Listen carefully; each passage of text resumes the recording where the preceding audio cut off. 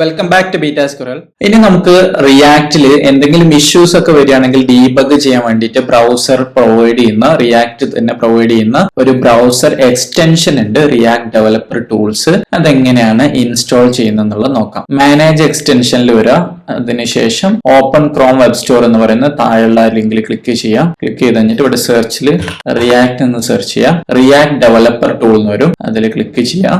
Add to Chrome option കൊടുക്കാം, add extension. അപ്പൊ ആ എക്സ്റ്റൻഷൻ നമുക്ക് ഇൻസ്റ്റാൾ ആവും. അപ്പൊ എക്സ്റ്റൻഷൻ ഇൻസ്റ്റാൾ ആയിട്ടുണ്ട്. ഈ ഒരു ടാബ് ക്ലോസ് ചെയ്യാം, എക്സ്റ്റൻഷൻ ടാബ് ക്ലോസ് ചെയ്യാം. അതിനുശേഷം നമ്മുടെ പേജിൽ ഒന്ന് റീഫ്രഷ് ചെയ്ത് കഴിഞ്ഞാൽ റിയാക്ട് ഡെവലപ്പർ ടൂൾ അവിടെ വിസിബിൾ ആയിട്ടുണ്ട്. ഇനി ഒന്നുകൂടെ നമ്മുടെ ഇൻസ്പെക്ട് എലമെന്റ് നമ്മൾ ഓൾറെഡി ഓപ്പൺ ചെയ്ത് വെച്ചിട്ടുണ്ടെങ്കിൽ അതൊന്ന് ക്ലോസ് ചെയ്തിട്ട് ഒന്നുകൂടെ ഓപ്പൺ ചെയ്ത് കഴിഞ്ഞാൽ അവിടെ കമ്പോണൻസ് എന്ന് പറയുന്ന സെക്ഷനും പ്രൊഫൈലർ എന്ന് പറയുന്ന ഒരു സെക്ഷനും കാണാൻ പറ്റും. അതിൽ കമ്പോണൻസിൽ പോയി കഴിഞ്ഞാൽ നമ്മളൊരു കമ്പോണന്റിന്റെ ഓരോ ലെവൽസും അവിടെ നമുക്ക് ആക്സസ് ചെയ്യാൻ പറ്റും. നാവാണ് ഓരോന്ന്, നാവ് എലമെന്റ്സ്, പിന്നെ അതിന്റെ ഉള്ളിൽ ഡ്രോപ്പ് ഡൗൺ, പിന്നെ ആങ്കർ ലിങ്ക്, അങ്ങനെയുള്ള നമ്മൾ കൊടുത്തിട്ടുള്ള എല്ലാ കണ്ടന്റ്സും നമുക്ക് അവിടെ ആക്സസ് ചെയ്യാൻ പറ്റും. സൈഡ് ബാർ, ലൊക്കേഷൻ പ്രൊവൈഡർ, നമുക്ക് ആ ഡാഷ്ബോർഡ് സെലക്ട് ചെയ്തു, കമ്പോണന്റിൽ പോയി മെയിനിൽ വന്നു. അപ്പൊ അവിടെ നമുക്ക് ഓരോന്നും അതിന്റെ ഓരോ ചൈൽഡ് എലമെന്റ് എന്തൊക്കെയാണ്, അതിന്റെ ഡാറ്റാസ് എന്തൊക്കെയാണ്, പ്രോപ്സ് എന്തൊക്കെയാണുള്ളത്, അങ്ങനെയുള്ള എല്ലാ കാര്യങ്ങളും നമുക്ക് ആക്സസ് ചെയ്യാനും നമ്മൾ വലിയൊരു ആപ്ലിക്കേഷൻ ഒക്കെ ചെയ്യുന്ന സമയത്ത് അതിൽ ഇഷ്യൂസ് ഒക്കെ വന്നു കഴിഞ്ഞാൽ അത് ഡീബഗ് ചെയ്യാനും അതിന്റെ ഡാറ്റ ചേഞ്ച് അനലൈസ് ചെയ്യാനും ഡാറ്റ ചേഞ്ചിനെ നമുക്ക് ടൈം ട്രാവൽ ചെയ്യാനും ഒക്കെയുള്ള ഓപ്ഷൻസ്